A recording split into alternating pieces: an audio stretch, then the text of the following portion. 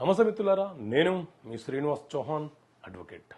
మిత్రులారా, ఎవరైనా ఒక సివిల్ కేసు ఫైల్ చేస్తే కేసు విచారణలో ఉన్న క్రమంలో కేసు వేసిన వ్యక్తి కనుక మరణిస్తే ఆ కేసు అక్కడితో రద్దవుతుందా, లేకపోతే కేసు కొనసాగించడానికి అవకాశం ఉంటుందా?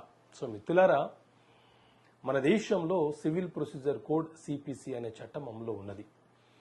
ఈ సిపిసి సివిల్ ప్రొసీజర్ కోడ్ చట్టం ఏం చెప్తుంది అనంటే, ఏవైనా సివిల్ వివాదాలు అనగా భూమికి సంబంధించిన వివాదాలు, డబ్బుకు సంబంధించిన వివాదాలు, అగ్రిమెంట్లు కాంట్రాక్ట్లకు సంబంధించిన వివాదాలు, ఇద్దరు వ్యక్తుల మధ్య లేకపోతే ఒక సమూహం మధ్య ఏదైనా ఒక వివాదం వచ్చినప్పుడు మనము డైరెక్ట్గా అంటే ఎవరైతే నష్టపోతున్నారో వాళ్ళు అంటే బాధితులు డైరెక్ట్గా న్యాయస్థానంలో సిపిసి సివిల్ ప్రొసీజర్ కోడ్ ప్రకారంగా కేసు ఫైల్ చేసుకునే వెసులుబాటు వాళ్ళకు ఉంటుంది.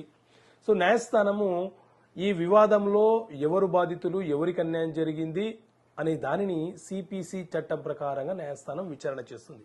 అయితే కేసు ఫైలు చేసిన వ్యక్తి లేకపోతే ఎవరి మీద అయితే కేసు ఫైలు చేశామో ఆ వ్యక్తులు మరణిస్తే ఈ సిపిసి చట్టంలో ఉన్నటువంటి సెక్షన్స్, ఆర్డర్స్ 158 సెక్షన్లు ఉంటాయి, 51 ఆర్డర్లు ఉంటాయి. అందులోని ఆర్డర్ 22 రూల్ 3 ఏం చెప్తుంది అంటే, కేసు వేసినటువంటి వాది కేసు నడుస్తున్న క్రమంలో మరణిస్తే అతని యొక్క వారసులు ఎవరైతే ఉన్నారో వాళ్ళు ఆ కేసులో భాగస్థులుగా చేరి పార్టీలుగా చేరి కేసుని ముందుకు నడిపించవచ్చు. 30 రోజుల లోపు చనిపోయిన వ్యక్తి చనిపోయినప్పటి నుంచి 30 రోజుల లోపు అతని యొక్క వారసులు ఆ కేసులో పార్టీలుగా చేరాలి, లేకపోతే ఆ కేసు అబెటెడ్ అవుతుంది, రద్దవుతుంది. అదేవిధంగా ఎవరి మీద అయితే మనము కేసు వేశామో ఆ వ్యక్తి కనుక మరణిస్తే అతని వారసులు ఎవరైతే ఉన్నారో వాళ్లను కూడా చేర్చే బాధ్యత కేసు వేసినటువంటి వ్యక్తి మీదనే ఉంటుంది, లేకపోతే కేసు రద్దు అయ్యే అవకాశమే ఉంటుంది.